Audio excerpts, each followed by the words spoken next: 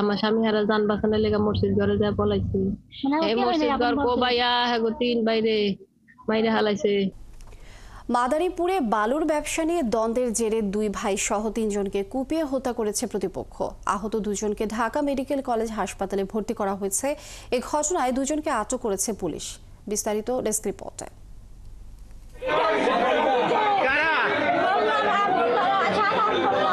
মাদারীপুর উপজেলার কীর্তিনাশা নদী থেকে অবৈধভাবে বালু তোলা নিয়ে খোয়াজপুর ইউনিয়ন স্বেচ্ছাসেবক লীগের সাংগঠনিক সম্পাদক সাইফুল সর্দারের সাথে হোসেন সর্দার ও শাহজাহান খাঁর বিরোধ চলছিল। এরই জেরে শনিবার বেলা 11টার দিকে সর্দার বাড়ি জামে মসজিদের সামনে একা পেয়ে সাইফুলের উপর হামলা চালায় শাহজাহানের লোকজন। এ খবর আশেপাশে ছড়িয়ে পড়লে 2 গ্রুপের লোকজন সংঘর্ষে জড়ায়। এ সময় প্রতিপক্ষের হামলায় ঘটনাস্থলেই 2 ভাই সাইফুল ও আতাউর সর্দার মারা যান। আহত হন 3 জন। আমাকে বাড়ি ঘর আগুন জ্বালাই দিছে। আমার স্বামী হারা যান বাঁচানোর লেগে মসজিদ ঘরে যায় পলাইছি। এই মসজিদ ঘর কোবাইয়া হ্যাগো 3 বাইরে মাইরে হালাইছে।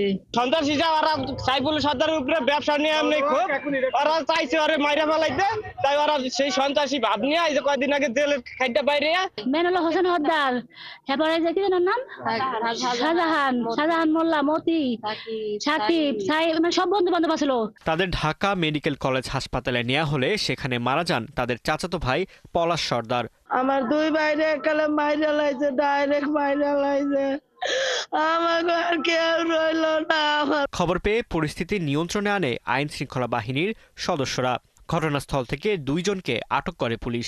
সাইফুল গ্রুপের তারা সাইফুল এবং আতাউর ওই যে মতির এবং শিকদার গ্রুপের আক্রমণে তারা 2 জন নিহত হয় এবং আরো একজন গুরুতর অবস্থায়, তাদের এক ভাই অলি গুরুতর আহত অবস্থায় এখন হসপিটালে ভর্তি আছে। আমরা অলরেডি 2 জনকে গ্রেপ্তার করেছি। যারা হত্যাকাণ্ডের সাথে সংশ্লিষ্ট ছিল তাদেরকে ধরার জন্য আমরা অভিযান চালিয়ে যাচ্ছি এবং এটা সেনাবাহিনী পুলিশ মিলে হচ্ছে আমরা। ফারদিন নীরব, 71।